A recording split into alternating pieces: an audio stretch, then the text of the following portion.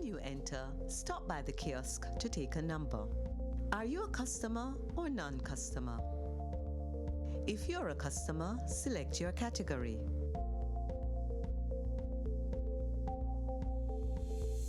Does your transaction involve cash? Make your selection. You will receive a letter and number based on the nature of your transaction. Take a seat and listen for your number on the automated machine. Now serving CT3 at counter number 9. You will also see the number displayed on the screen provided. Thanks for banking with us.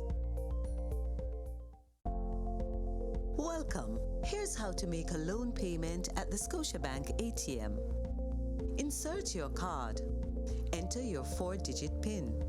Select More Transactions. Select Loan Payment. Select the loan account you wish to pay. Enter the payment amount and confirm.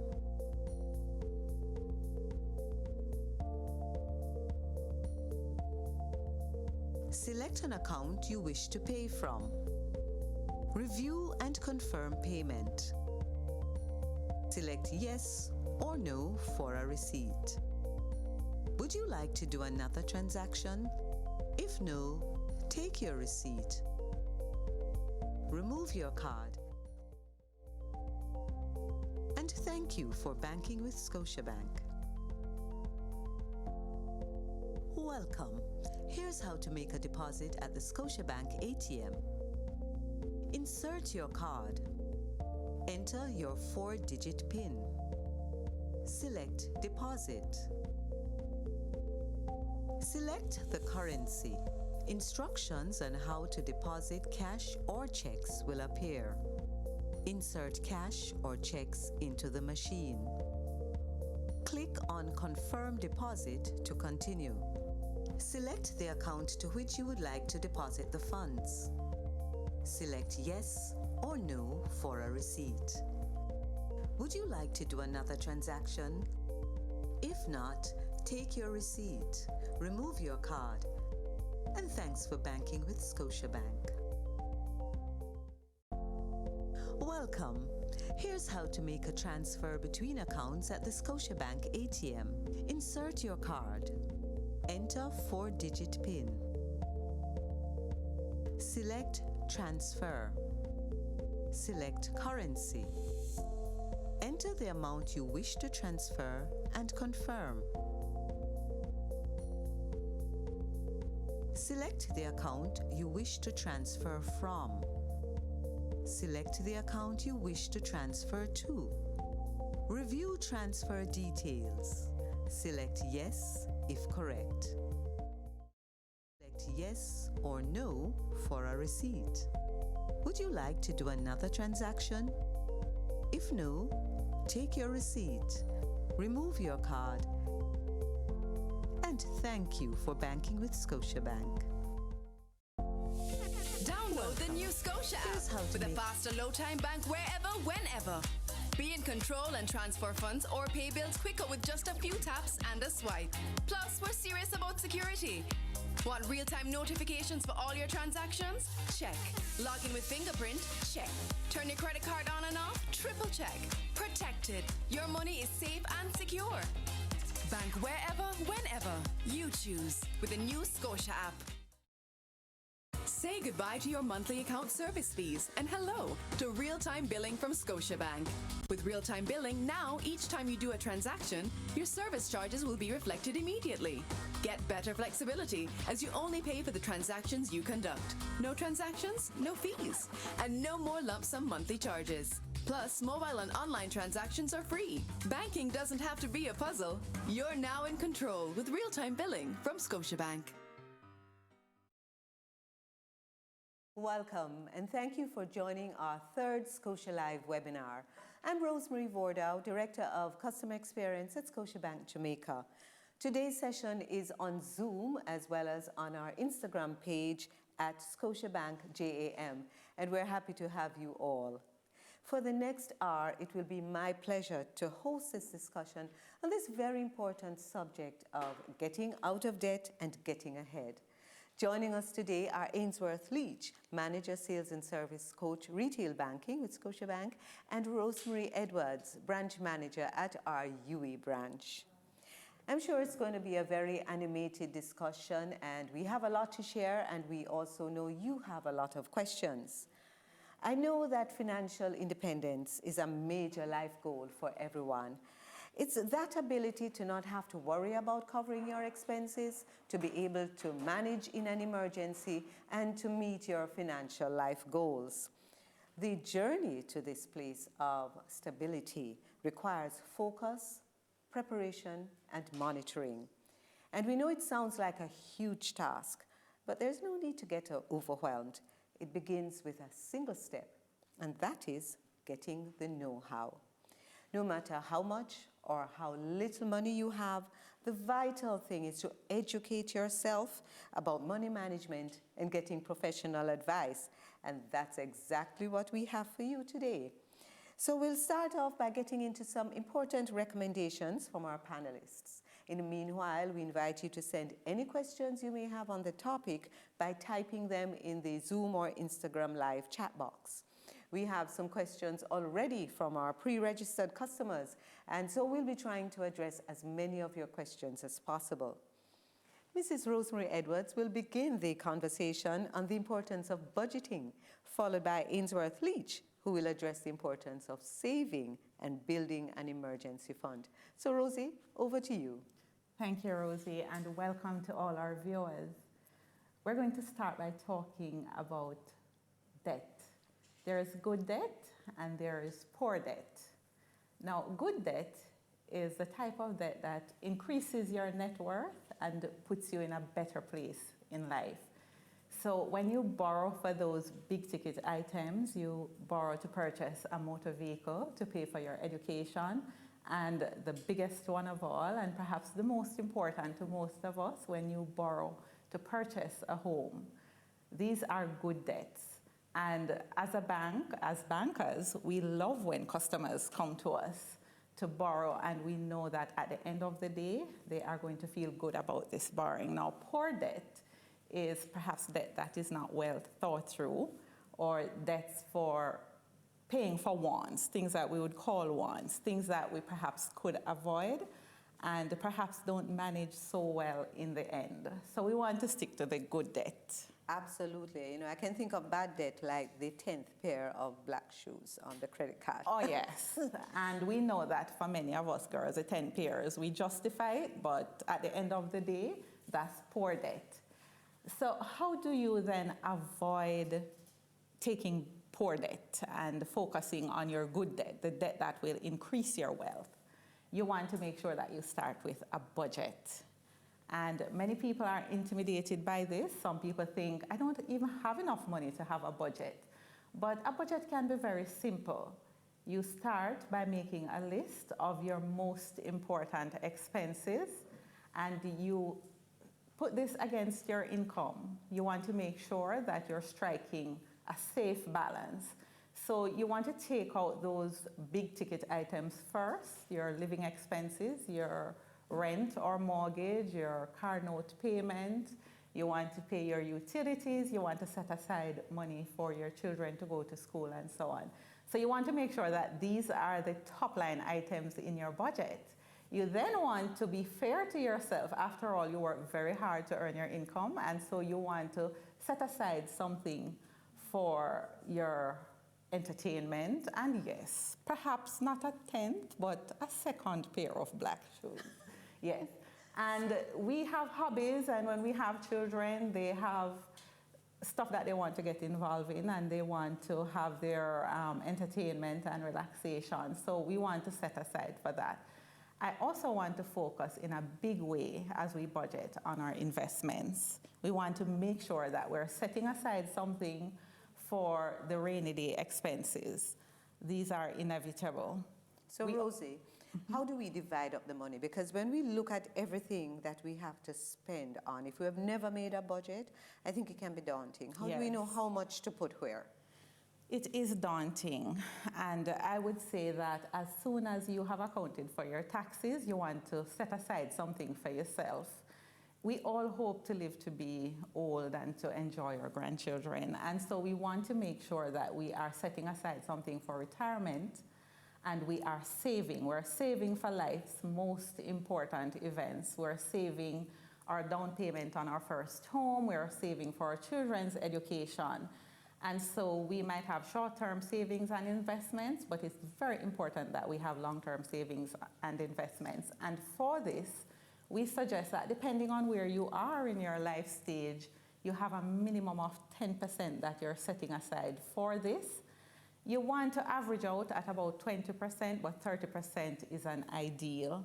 And then you want to make sure that you have that 50% right behind that you're setting aside for your living expenses, your debt servicing, your paying off your rent, your utilities, and so on. And then what's left, that's for optional expenses, what we call the wants. The wants, Yes. right. So, you know, like many of us who make lists and to-do lists, Yes. it's great on paper, but making it come alive and Yes. sticking to it is another thing. Yes, Rosie, How do we you're do aging this? us up talking about putting it on paper. You know. Like, it's true. I'm sure that a lot of our younger guests, they have their budget in their notes page on their iPhone. Absolutely. And I would recommend that actually, because you can pull it out in the supermarket to remind yourself how much you had budgeted Yes. for this week's supermarket bill. So you want to write your budget down. So you might not physically write it on paper, but you want to record it somewhere. And this is important because you want to limit your spending to what's actually in your budget. You don't want to do too much impulse purchases. I recently went into Mega Mart and I really didn't know that I had to have an ice cream until I saw the Devon House ice cream at the exit. So you want to avoid too many impulse purchases, and you want to reduce small recurring expenses. And you might say, how can I do that? Well, perhaps you could look at your phone bill. Are you spending too much money on talking? Could you text more and talk less? You also want to live within your means. Just because you go out with your friend to get a new pair of sandals, perhaps a sixth pair, doesn't mean you have to get one too. And you want to also track and compare. So this is the importance of the budget, Rosie.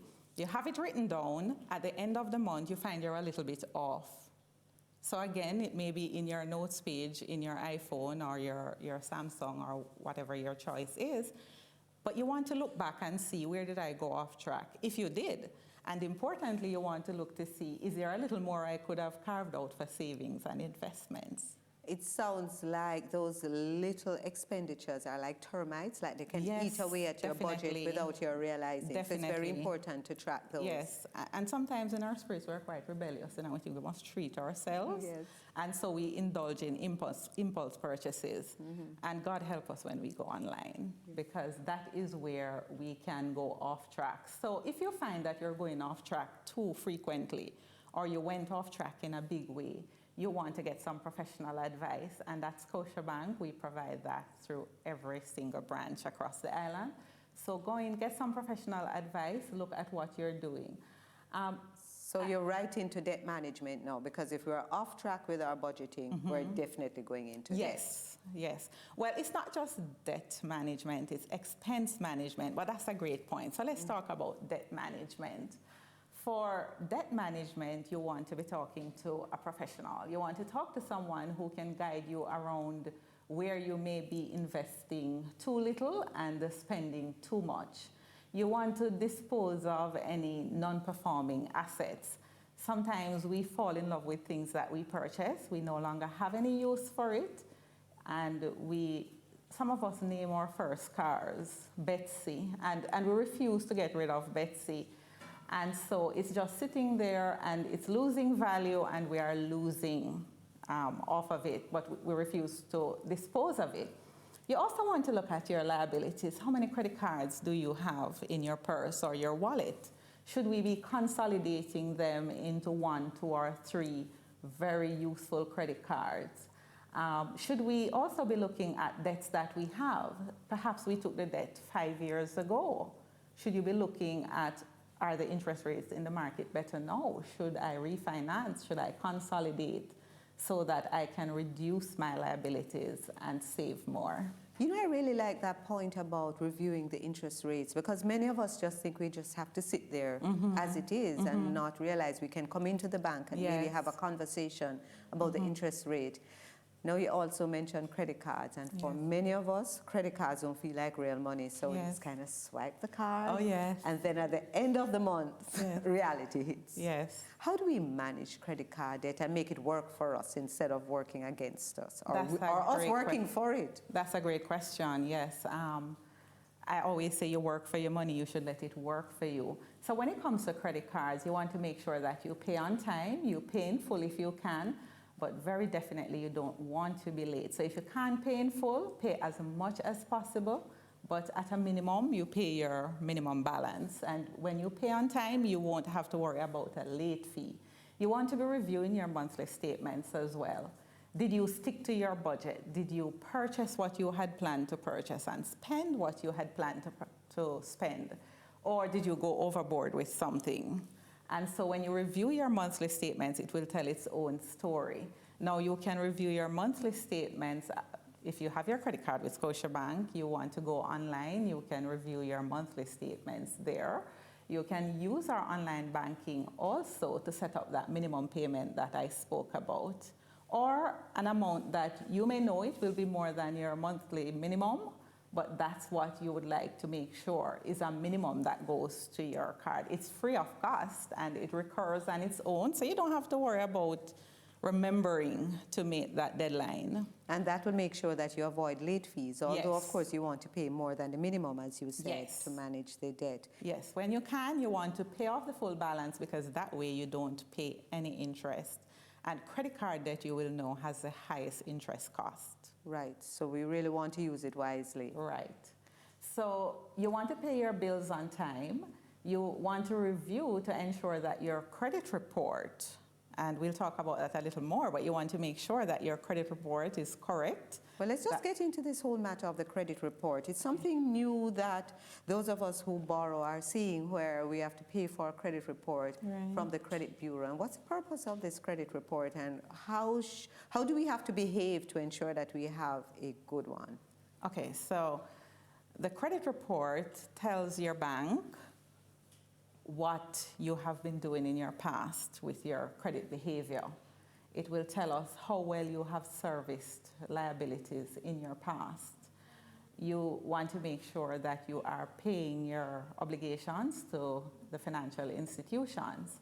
Now, the credit report can have errors on it, Rosie, and so you want to make sure that you know what's in your credit report. So perhaps you paid out a loan or you canceled a credit card and it's still appearing. You want to make sure that your credit score is not reflecting something that reflects poorly on your rating that may be inaccurate.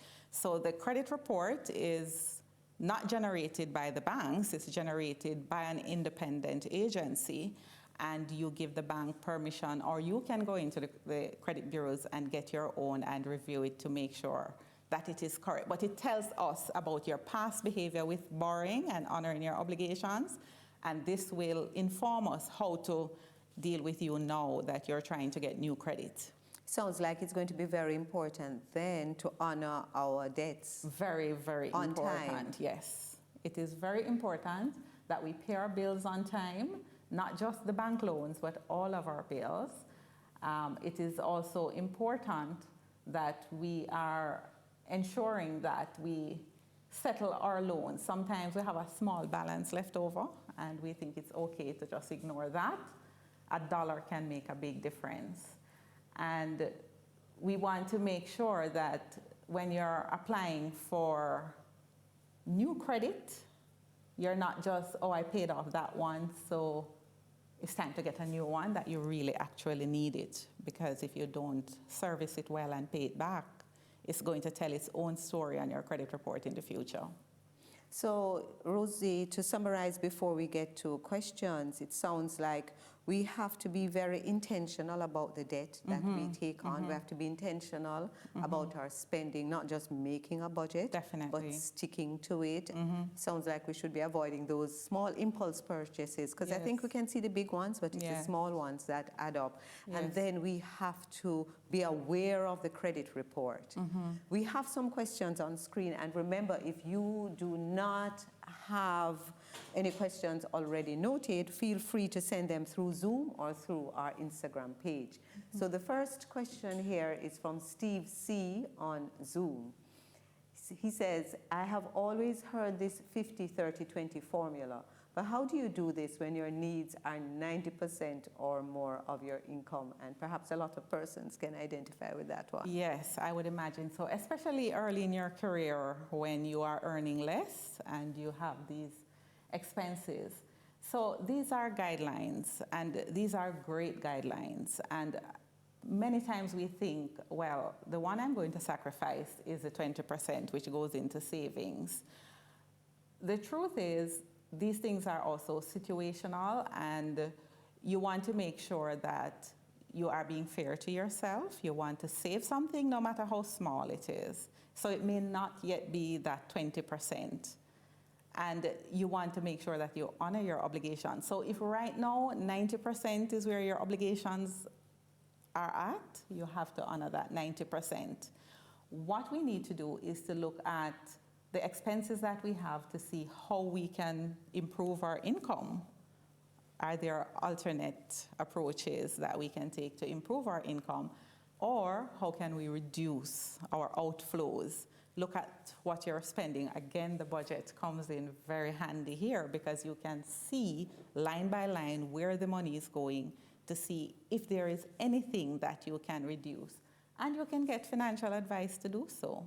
It sounds too like maybe we have to evaluate what is needs. Yes. Because sometimes some things we think are needs are wants. Yes. Okay. Needs can be quite situational, and sometimes we make something into a need when in fact it is actually a want. Okay, thank you, Steve. Hope that answered your question. Forgive me, I hope I'm pronouncing this correctly. Calasia B on Zoom. What advice would you give to persons who are commissioned paid only, since budgeting for those persons is very difficult as they're never sure what their income will be?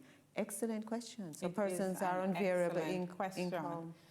And that is why we say start with your big ticket items. You should have some idea in terms of an average of what you earn over time. So start with those big ticket items and make sure that you account for those first. Make sure that you're also saving as much as you can. And the things that you can adjust, those variable expenses that are wants, that's what you want to deal with last.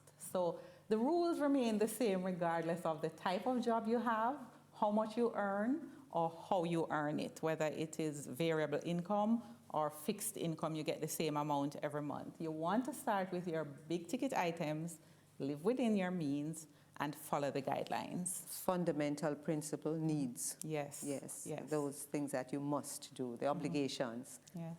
We have a question from Chantal M, and thank you for this. She says, I was in debt at one point from my credit card, and I have since cleared that balance but want to build my credit score.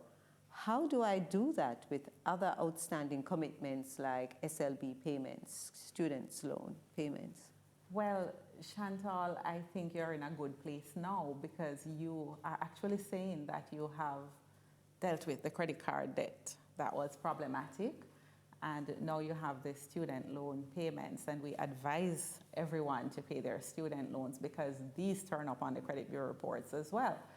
So depending on where you are in repaying the the student loan, you want to see, could you get a bank loan that will probably be more manageable? Many people don't think of that, but through a consolidation, we've had persons benefit from reducing the commitment, the monthly commitment to the student loan bureau. That's interesting. I don't think a lot of persons know that. You assume students' loan bureau will be cheaper than the bank. Right. It all depends on when we look at your full picture, what we're seeing. If it is not advisable, then we tell you just continue with it, but there are times when people actually benefit from a consolidation when they put all of their debts together. Now, Chantal seemed to have had a little bit of a challenge with the credit card, and she may need some more time to build back her credit rating before she can indulge in additional borrowing. So she'll have to defer borrowing for a while? Yes, she didn't quite say exactly how how things ended up with the credit card, but unless she had a bad situation, she could possibly be evaluated now and find that she's in a much better place than she thinks she is. Always ask the question. Let me move to the next one. Ron T says, is it possible to negotiate a lower interest rate on my credit card to help manage debt? Yes, that's a great question, and it's a popular question with customers. And while we will not reduce the interest rate on the particular credit card or on credit cards in general, credit cards are expensive debts, we can give you a regular Scotia Plan loan, and that is usually about a third. If it's an unsecured loan, the interest rate on the unsecured loan is somewhere between a third to 50% of the interest rate on the credit card. So we actually advise that you consolidate overwhelming credit card debt into a regular loan. If it's a secured loan, it can be just above 10% in terms of the interest rate of what you would pay on a credit card. Wow, that's pretty neat. Yes. Glenn P. wants to know, what debt consolidation plans does Scotia offer? Okay, so we just spoke to one where you can consolidate your credit card debts and you can take a regular unsecured loan, but you can also consolidate using assets as security. The best assets to use as security are real estate and cash. However, some people may not have cash when they're trying to improve their situation, and so real estate is a good way to go. Some people don't even know that the equity in their motor vehicles can be used as collateral to improve their borrowing situation. Really? Yes. Yeah. I'm sure that's new to a lot of persons. Yes. Make that car work for you. Definitely. So you may have paid down the car loan and it's now worth $2 million and you only owe the bank $850,000. You may be able to use some of that $1.2 million to secure a loan at a lower rate. I hope that's good news for Ron, I think that was. So Aldane B, who is on Zoom, says, I'm presently in a debt with another financial institution.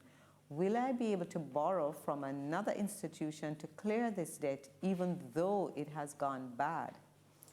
Okay, the first thing we invite you to do is talk to the institution where you have the situation that has gone bad. It's a little bit tricky to give that kind of financial advice in this setting, but we would like to talk to Aldane and see how we can assist. Right. So perhaps even where we can't provide the financial solution that you desire, we can provide excellent advice. Okay, so come in and talk to us. Come in and talk to us. Okay, thank you. Hope that helps, Aldane. I'm going now to Jodianne, who is on Zoom, and she says, tell us some more about accessing credit reports. How do you get the errors removed from the credit report, especially if those debts are cleared? Okay, so that's a very, very good question, Jodianne, and it's actually easier than some people think. If you have items on your credit report that you don't know about, or that are errors, or that it's old information that should be removed, you go through the actual credit bureau. So you go in and you file what they call a dispute, and you notify them of the items that you are not in agreement with, and they will handle it with the banks for you. Okay, so it's important to note that, yes, it can be fixed. Yes, and it's important to note that Jodianne can go in, was it Jodianne? Can go in and she can request her own credit report from the credit bureau. Right. If she goes into the bank, she has to give us signed consent to request it on her behalf, and there is a small cost. Okay. Yes, because we have to pay the credit bureau when we pull it on behalf of the customers. The customers can go directly to the bureau and get their own report. So that's something you can check at any time? Oh, yes, yes, Okay, definitely. Important to know. Let's hear from Steve C. He says, I had run into bad debt with a credit card many years ago when I was going through a very bad time. Since then, I have been much more responsible. How do I repair my credit, and when do you recommend I reapply for another credit card? Okay, so we're happy to hear that Steve is doing much better now, and we encourage him to continue. Again, because I don't know how many years he calls many years, I would recommend that he go to the nearest Scotiabank branch and talk to one of our bankers, and then they will have more information. But it is always good for our customers to know that there is recovery after bad debt. The financial institutions will have different criteria and different policies for addressing past bad debt situation, but it's not that you'll never be able to borrow again. The important thing is that you give those finer details to your banker, and they will be able to guide you forward. I think that's very important, because people might be in despair. Okay, so I did this and I can't borrow again. And it sounds like he's doing well because he started on the path to recovery and he's sticking to it. Awesome. And so I'm sure that in due course, if not already, he will be able to borrow again. Awesome. Let's hear from Owen. Owen S. says, do financial institutions give consolidation loans to someone with bad credit? A lot of questions here about persons who have had unfortunate experiences with credit, or someone who has fallen behind on loans due to the volume of debt. And the answer is yes. Again, it is looked at on a case-by-case basis. What is interesting, Rosie, is that what some customers consider to be bad debt is not quite yet bad debt. Okay. There is a specific definition for bad debt. And we want our customers not to assume that they are in a bad debt situation. And in fact, some customers wait too long to come in and ask us how they're doing. If you come in early enough, very often we can do a consolidation, we can do rewrites, and we can help you to move forward. If you try to fix it on your own and you don't have the resources to do so, you don't have the financial expertise to help yourself, and you wait too long, then when you go into your financial institution, you will have challenges because we won't be able to help you at that time. So it sounds like as soon as you get into a little trouble. As soon as, I like to say the following morning, you check with your financial advisor, check with your bank. You don't have to know anyone. Just go into the bank, ask to speak to the manager, ask to speak to a loan officer, ask to speak to a supervisor, and they will direct you to the right person, and you will be able to assess your situation. But unless you yourself are a banker and you know the different time frames around when something turns into bad debt, don't assume, because you may still be in a good place. Not the best place, but a good enough place for us to help you to move forward. Thanks. I think we have time for one more question in this segment, but remember we have another question segment coming up, so continue to send us your questions in the chat box on Zoom and on our Instagram page. So this one is from Moya N. Do you recommend making lump sum payments to loan principals? Or is it possible to do this using Scotia Online? So very quickly, yes, we do recommend that, because you will pay less interest over time and it shows good behavior as well. Yes, you'll pay off your loan faster and your interest costs will go down. We are not yet there with you being able to pay your lump sum payments online. So what you can do, though, if you have a relationship with a bank officer, you can send an email, or you can send the email through the bank's call center. They are very good at forwarding to the branches, and we will get in touch with you and clarify what it is. We don't want you to come out in COVID and come to the branches for something like that.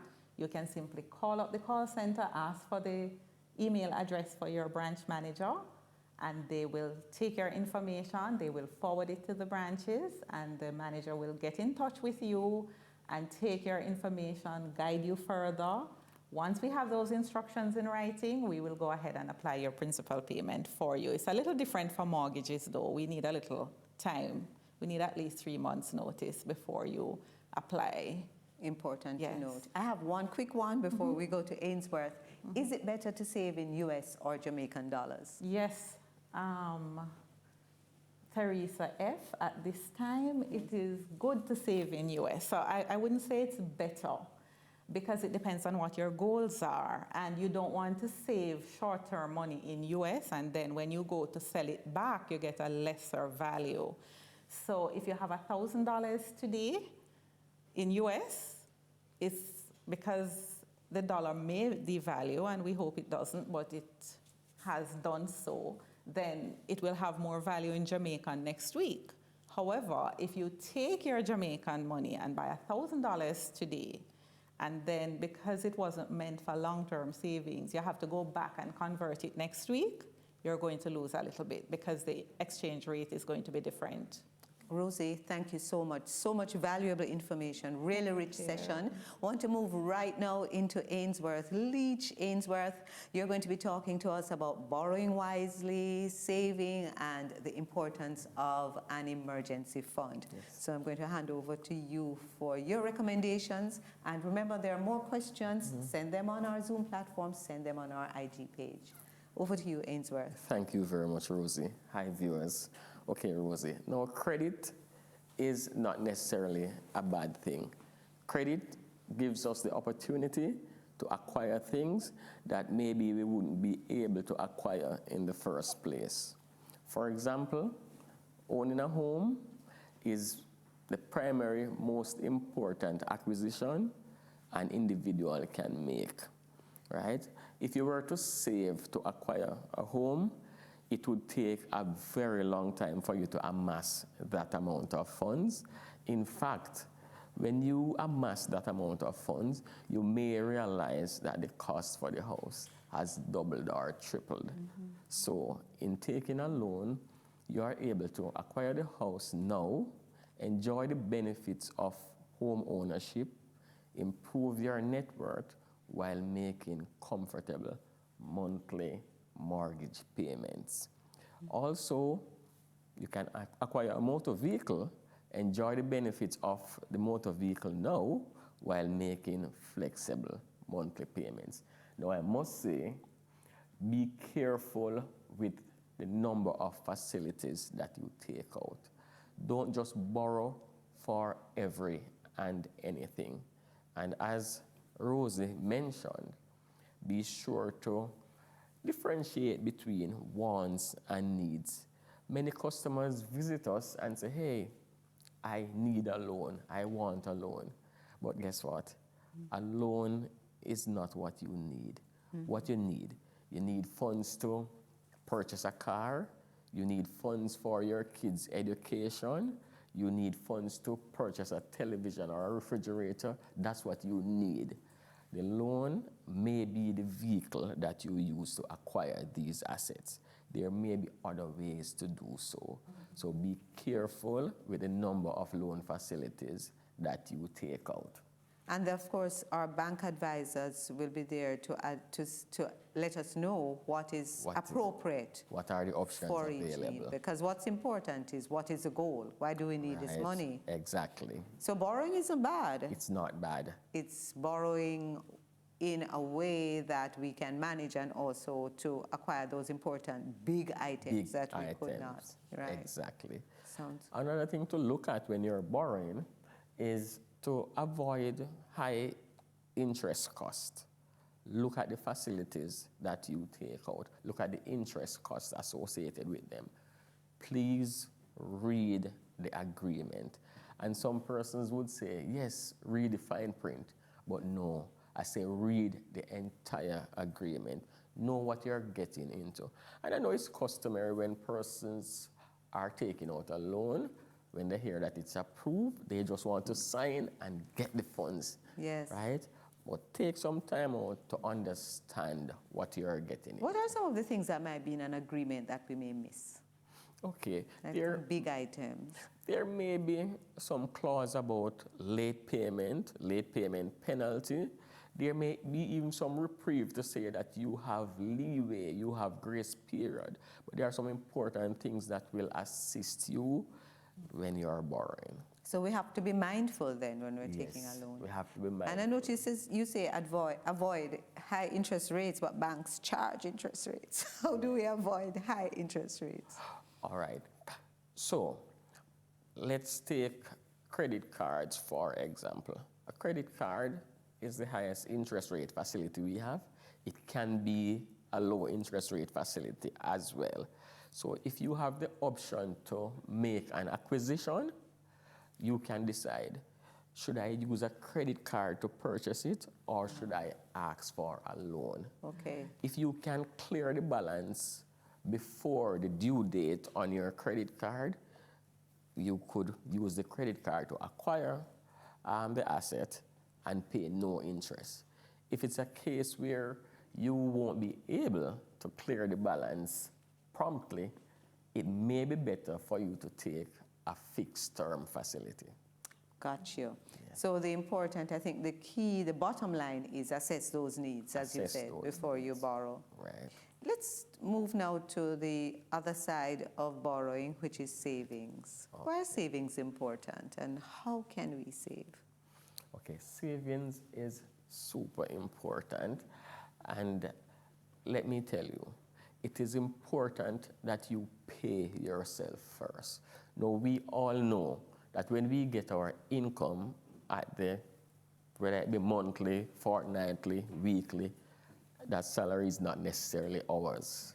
Yeah. Sometimes we spent it already. Yeah. Exactly. We're broke on the day after payday. Exactly. So it's important that you pay yourself first. Rosie, we have ways and means for you to pay yourself first and ensure that those funds are set aside. One, you can set up a standing order. You can set up an automatic savings plan wherein which a certain portion of your income is taken and deposited to a savings or an investment facility, one that you don't have ready access to, because that would defeat the purpose. Don't put it on the debit card so we can swipe. Don't put it on the debit card, right?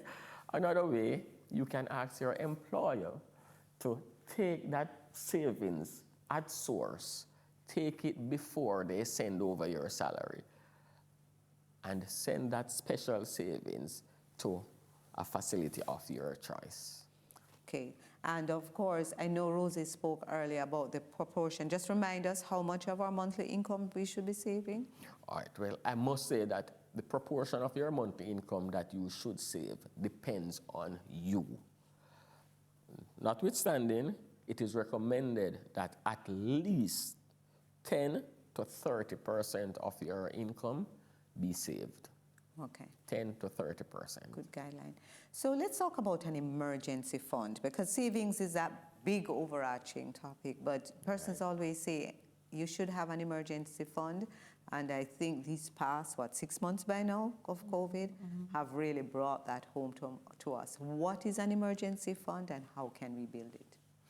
Okay, so an emergency fund, this is money set aside for unexpected or unforeseen activities, or should I say expenses.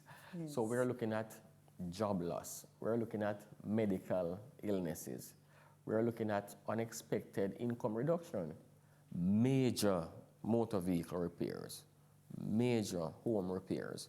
These are things that are unexpected. I am a footballer. So yes. I think. Yes. And I had the unfortunate opportunity to witness a friend of mine, having a heart attack on the football field. Now, he went to get a stent put in to save his life. And the family had to pay $200,000 right there and then before the stent can be put in, before that operation can take place. Now I'm thinking, and I'm looking around, how many persons here right now on this field have $200,000 set aside? And it was really thought-provoking. It's important to have money set aside for emergencies. I think the question is coming to mind is there a guideline as to how much money? I know I've heard, overseas some financial advisors give X amount of salary. What's the guideline? How much should we have? Okay, so the guideline is that on the lower end, you should have at least 3 months of your salary on the higher end, 6 months. So I would say 3 to 6 months of your salary set aside for emergencies. That sounds impossible for people who, when you get paid, the pay is finished. How do you do this? One word, sacrifice. It takes sacrifice. And I'm not sitting here to say that it's going to be easy. No, it's going to take sacrifice. Again, Rosie mentioned earlier, look at your wants, look at your needs. Now, a question came in earlier where a viewer mentioned that they have 90% of their expenses, which they classified as needs. I would say, really look at the 90% to see if it's really need. Or, it may be 40% need and the rest wants. Because, need is classified as, expenses that are critical for survival, while wants is really your personal enjoyment or your personal expenses, things that you would think are necessary personally. Right. So the key here is really to be intentional about making that distinction. Very intentional. And it might be a new habit for some of us, a real radical change to make that distinction between the things that we thought we needed. Right. I like that word critical. That's critical. Because that really speaks to what is a need. Is it critical for life? Is it critical? Anything else is a want. And it's amazing when we strip it down, what is really critical. And Rosie, I would also say, please include that savings component when you're constructing your budget. The first item you should put down is that savings component. Right, absolutely. Very important. Great advice, Ainsworth. So borrow wisely, borrow for the big ticket items. Watch how we use borrowing. Don't use a credit card for the big things that it will take forever to pay off. Right. And make sure we save and make sure we have that 3 to 6 month emergency 3 to 6 fund. months. I know we have a number of questions, and these will be for both of you, so you just indicate who will be answering. The first one I'm looking at comes to us from our Zoom viewers. If I'm paying, right up your street, Ainsworth, if I'm paying all my expenses, how do I find money to save? Not sure what she means by paying all her expenses. She means all her expenses takes all of her money, but I'm leaving that to you. Okay, Tracy. Ainsworth. So I'm taking it to mean if you're paying all your expenses, mean that your expenses would be equivalent to your income. How do I find money to save? All right? So Tracy, it's important, as we mentioned, to try and distinguish between wants and needs. That's one. And two, sacrifice. It really takes sacrifice. Is there an expense that you can defer? You need to look closely at that budget. Is there an expense that I can defer? Or reduce. And you may have some non-performing assets, meaning that you may have some things that you can dispose of, things that you really can do without to reduce your monthly expenses. I know of persons who don't have, for example, cable, because they're avoiding that bill, so they're watching on their computer. They're just not doing that. Right. And sometimes we don't realize what we can cut out. Exactly. So it's really key to follow your advice, to put that eagle's eye on what it is that we absolutely have to have. Do you need that full cable package? Exactly, or a basic one. Or basic. How much of it you really watch? Right. And, we're not picking on cable there. That's just one example of how many times we eat out. Right. So many other ways that we just think are expenses. Swipe the credit card. Exactly. Right. Here's one that I think a number of persons will find useful. Suzanne says, should the amount of money I put aside for paying debt change based on my age? I think that's a very good question, eh? Suzanne, that's a very good question. Everybody's situation is different. My answer is yes, it should change. As you mature, some things take place. One, you may have a mortgage that you have paid down or pay out. So you find yourself with disposable income. The kids may be grown, finished with university, so that expense would have been, eliminated. So you have more disposable funds to save. You are getting older, which is a good thing, right? Yeah. But as you the alternative is being dead. Right. As you get older, your expenses may increase. You may look at increased medical expenses. So it's important to increase your savings to accommodate whatever expenses you may incur in the future. So the bottom line is it depends on the person's individual situation. Because while some expenses go down, others may go up, and it's what that balance is. Indeed, indeed. Okay, trust that answered you. That was Suzanne, right? That was Suzanne. Here is a fellow football fan. I am deducing from IG, George Arsenal Forever from IG. How do you save 30% of your income in a time of financial crisis, like many people are having now, I guess? Well, George Arsenal, this is Ainsworth, Liverpool. Right. It is, I concur, it can be difficult to save 30% at this time. It's going to take sacrifice, George. It is going to take sacrifice, but it is necessary. As we mentioned earlier, look at your budget. Look to see if there are things that you can eliminate or defer, right? Pay yourself first. Include that savings component when you're constructing your budget. But it is going to take sacrifice and commitment. Yes, and that's a recurring theme. But the reward is great, eh? Reward is great. Deborah Fitness from IG says, is my emergency fund the same as my investment fund? I'll take that one, Ruthie. No, it isn't. Deborah, you want to have your emergency fund separate from your investment fund. Your investment fund should be a little bit longer term, and you want to perhaps take a little bit more risk with that based on your tolerance level. Because you're looking at longer term, you want to have higher returns as well.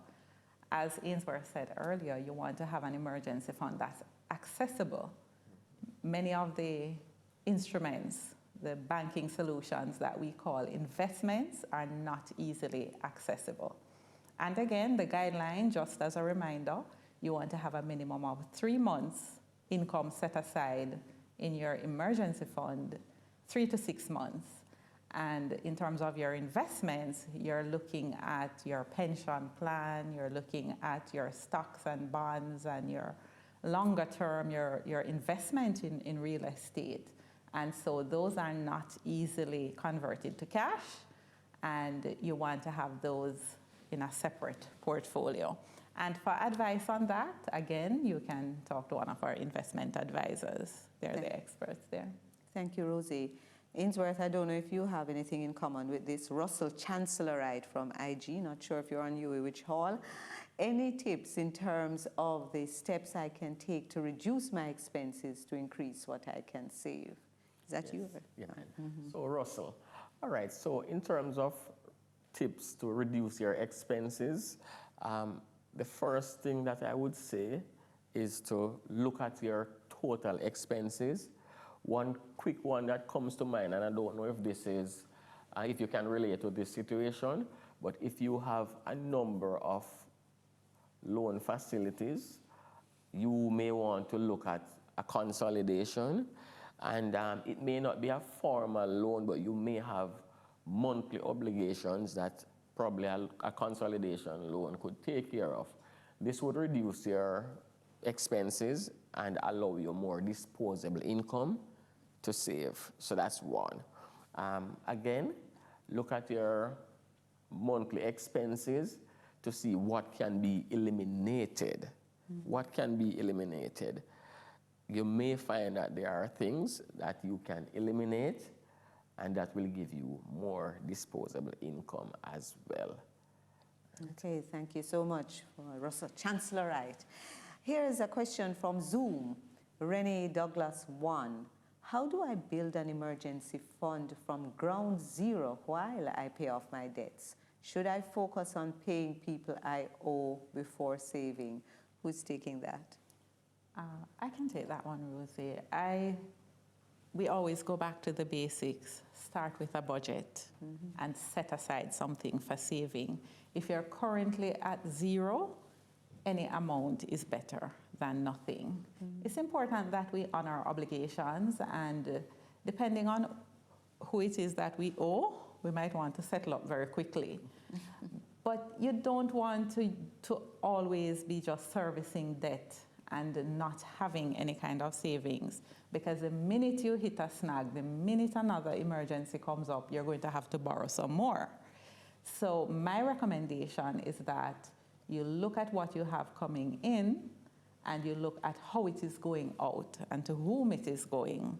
And you look to see, is there any area that I can save $1,000 here or $1,000 there? It could be in your utilities. It could be in terms of your wants. How many trips do I make to the nail salon or to the hairdresser? Can I reduce those? If I'm going 2 times per month, can I go once and save from that? But I certainly do not encourage you to wait until you have no debt to start saving, because it will become a cycle. And every time you have an important need, you're going to go and borrow some more. That's very, very good advice. I want to turn to, thank you, Rosie, Cynthia F. Cynthia says, how accessible should my emergency fund be? Is it okay to be in my everyday bank account? No. It's not okay for it to be in your everyday bank account. I'm sure Ainsworth would agree with me with that. And this is why we offer a number of savings, well, perhaps not savings, but account solutions, day-to-day banking solutions. Your transactional account, the one where you get all those free transactions with online banking, that's your day-to-day account. You don't want to save there. You want to have a second account where you can save for emergencies and to meet medium-term needs, such as your annual insurance expenses and your back-to-school expenses and so on. So we don't encourage actually that you mix both. So it should be accessible, but it should not be daily accessible for your daily transactions. Especially when you reflect on Ainsworth's example with the youngster that had to have the stent, and the bill had to be paid on the spot. Right. So you do want to be able to have access to it. I know this is challenging for some persons because they feel like, if I have access to it, I'm going to spend it. So we do have to exercise a bit of discipline, but it is not advisable that it be in the day-to-day account. Right. Here's one from Nadine Samuels, who is on Zoom. Hi, Nadine. If someone currently has the same amount in their savings as that which is needed to pay off their credit card, what advice can you give? That's an interesting one. Well, you're in 2 different baskets, right, Ainsworth? You have savings and you have debts. So we recommend, and I don't know if Ainsworth has another perspective, but we recommend that you continue to save, and that's commendable, by the way. We're very proud that you have the equivalent of your credit card balance in your savings. We want you to continue to save. We want you to continue to pay down the credit card debt in a disciplined way. Pay more than the minimum balance so that you are eating away at it. Avoid impulse purchases using the credit card, and then continue to save. One beautiful day, you will have a nice balance in your savings account and no credit card balance. Awesome. Yes, I'm it's sure very she'd love tempting that. to want to do that, especially because you're now hearing how expensive credit card debt can be, but it is not the wisest choice. Okay. And also to add, when you're saving towards a goal, which I'm sure would not have been to pay down the credit card. So there again may be options available to clear the credit card that you don't know of. So yes. I would say speak to a financial advisor. Absolutely. And, you will be guided accordingly as well. Alrighty. I see 2 more questions here. I want to make sure we get as many in as possible. Right. Sarah S. on Zoom. I was added to someone's maxed out credit card. I don't know what I was thinking. However, I tried clearing the balance in small portions. It ran into bad debt and now affects my credit report. How do I restart and clear my credit? Oops. So it comes back to those clauses that Ainsworth spoke about. So this is actually great from Sarah.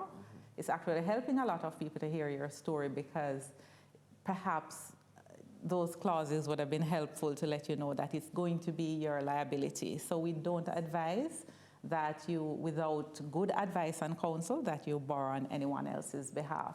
What I would say is continue to clear that liability. That's the best place to start. Once you've eliminated that liability, then you can start to rebuild your creditworthiness. Okay, so that has to be cleared to rebuild the credit score. It has to be cleared, yes. It's unfortunate, and sometimes we do those things without thinking. People think when it comes to financial decisions. Yes. Yeah? And I think everybody watching this should go out and find out, when does delinquent debt that is not being serviced properly turn into bad debt? Because very often we can help before it goes to bad debt. It is when it gets to bad debt that we have to say to you, okay, let's get this out of the way, which is not always easy, before we look at any new debt. And it varies per situation, so you really should ask your banker. Yes, definitely. Carisha says, I'm pretty much in a borrowing loan loop where I'm taking more debt to cover other debts. How does one get out of this situation, especially if now the monthly debt is becoming more than my income? And that's a scary situation. Yes, I think we've both spoken to it. You can do a consolidation if you still qualify for that. That would be the best solution right now. Also, you want to apply extra. You want to, if you're paying, say, $10,000 per month and you can sometimes do 15, that would be a great way to reduce that. But you certainly don't want to be borrowing anymore at this time, because you're only going to be putting yourself in a deeper hole. Anything else? Well, just to add that, Carisha, I mean, this situation is not unique to you, I must say. We have a lot of persons who may have experienced the same thing or may be experiencing the same thing now. What we ask is that you try to acquire a loan facility to consolidate all your debts. Now, if you are borrowing to pay debts month over month, it's important that you look at the total liabilities outstanding and acquire a loan facility to consolidate everything. So at the end of the day, all you have paying back is that new loan facility. That would put you in a better position, that would put you in a more comfortable position, and then now you apply that same discipline that we mentioned, that commitment, that sacrifice to ensure that you, really alleviate this situation. Speak to your financial advisor. I must say, and I'm proud to say that at Scotiabank, we give excellent financial advice. Carisha, we have assisted a number of customers like yourself, and maybe given the opportunity, we can assist you as well. So come in and speak to us. That's very reassuring, because I'm sure she's feeling very anxious at this time and overwhelmed. Yeah, I can just imagine. I have 2 more I can see, and I really want to make sure we get answers. From Zoom, Christina P. says, when I started working, I had poor money management skills. I ended up refinancing a loan, and I have 4 years left to pay. I'm barely getting by, and I'm a single mom. Could I file for bankruptcy? What would be the advantage and disadvantage of doing so? Okay, so first of all, we want to just congratulate her, Christina. She's a single mom and she's holding it all together. We do not encourage you filing for bankruptcy. It will ruin your credit rating. We do encourage you to continue to chip away at the current situation. You did say you started out with some poor habits. It means that you have now learned and you are doing much better. And so we encourage you that whatever the current liabilities are, that you continue to chip away at it slowly. And again, because we have limited time, we invite you to come in and talk to us, because very many times what we find is that when a customer thinks that their situation is beyond help, that when they come in and talk to us, it is so common to us and so easy for us to fix. Okay. And so we want her to come in and talk to us so we can look at the big picture and help her to move forward. Speaking of easy, see another question, so let me try for both. Sashana says, I took a high interest rate loan to start a business. However, my business plans fell through and now I'm stuck with this loan for the next 5 years. What's the best method to move forward and get out of debt? Okay, so both Sashana and our previous guest mentioned the number of years, and it looks like a long time, but the number of years may be that way because that is what is manageable. If, however, you find that you can make room in your budget for larger amounts being applied to the loan, even a principal amount, a principal payment occasionally, we encourage you to do that because you will pay less interest over time and you will get out of debt faster. On the flip side, you could look at refinancing. She took a commercial loan to start a business. It's not working out, possibly because of COVID. Whatever the situation is, she needs to talk to her banker. Is there a different type of loan where she could refinance the debt and pay less interest, and it is less of an overwhelming monthly obligation for her? So again, find out what are the options available to me. Can I refinance this debt so that I have more disposable income? Okay, see another question popping up. Let's see if we can squeeze them in. Glenda on Zoom says, I'm interested in the automatic savings plan. How can that be accessed? Okay, so this is a very easy one for us. We have a number of banking solutions, some with our investment arm, some with our insurance arm, and some with our retail banking arm, where you can come in and set up automatic savings plans. It is instructive to know that you can do it once and walk away, and you can do it online. You can actually set up standing orders via online banking for a fixed amount to go over into our savings account every month. And you've done it once, and you're good to go. Awesome. Anna from Zoom says, if I'm trying to repair my financial health and get out of a lot of debt, should the ratio to spend my salary still be 50, 20, and 30%, like the experts recommend? Ainsworth. Well, Anna, as you mentioned, like the expert recommend, right? It's a recommendation. Everybody's situation is different. I'm sure if you come in and sit with a personal banking officer, we would look at your situation and guide you accordingly, right? So the 50, 30, 20 is a guide, it's a good guide, but it may not be applicable to your situation. Come in and talk to us. Call us, set an appointment. We will advise you accordingly based on your situation. Thank you. Guys, can we squeeze in this one? It's a little long. I have a loan with Scotiabank and another institution that defaulted when I became unemployed in 2016.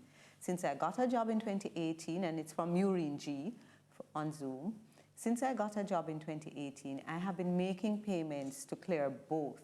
However, despite my ability now to pay, I'm unable to secure credit because of a low credit rating caused by the same outstanding loans I'm trying to clear.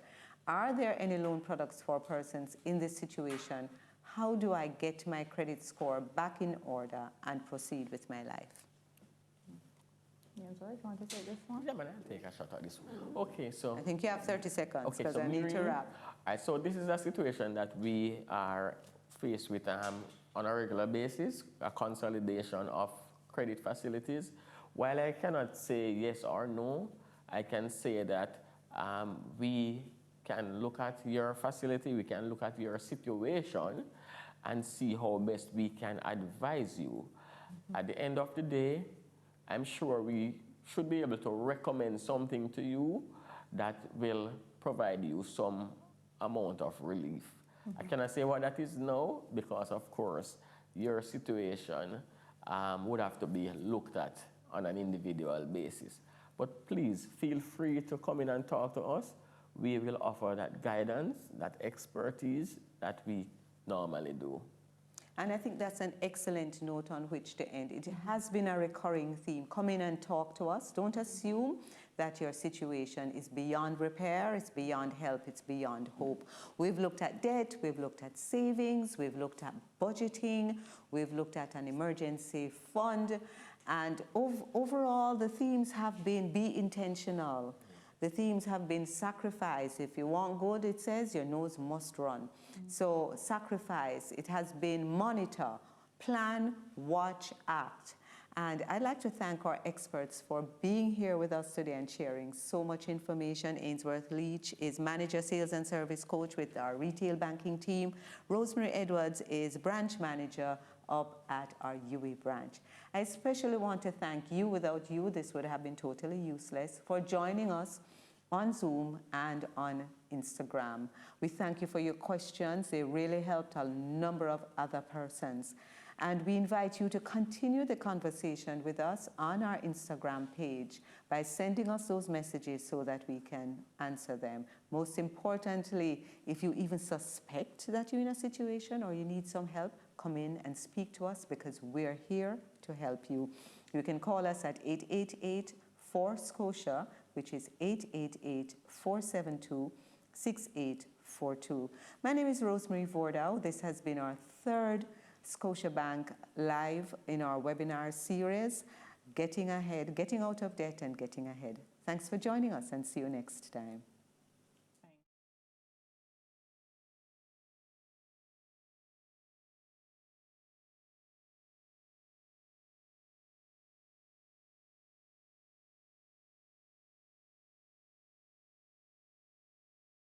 Say goodbye to your monthly account service fees and hello to real-time billing from Scotiabank. With real-time billing, now each time you do a transaction, your service charges will be reflected immediately. Get better flexibility as you only pay for the transactions you conduct. No transactions, no fees, and no more lump sum monthly charges. Plus, mobile and online transactions are free. Banking doesn't have to be a puzzle. You're now in control with real-time billing from Scotiabank. Download the new Scotia app with a faster low-time bank wherever, whenever. Be in control and transfer funds or pay bills quicker with just a few taps and a swipe. Plus, we're serious about security. Want real-time notifications for all your transactions? Check. Log in with fingerprint? Check. Turn your credit card on and off? Triple check. Protected. Your money is safe and secure. Bank wherever, whenever you choose with the new Scotia app.